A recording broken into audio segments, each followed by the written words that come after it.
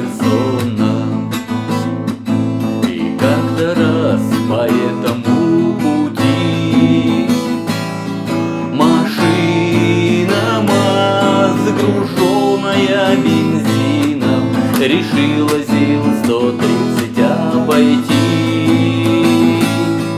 Машина МАЗ, груженная бензином, решила ЗИЛ-130 обойти. А ЗИЛ-130 шел с боеприпасами. Шофер водителя девушкой была. Не жми на газ, не трать ты зря бензина, быстрее 130-го ЗИЛа.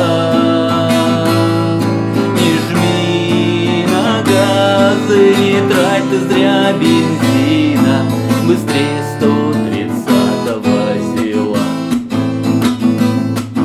И так они неслись до поворота, не смея даже ветру уступить.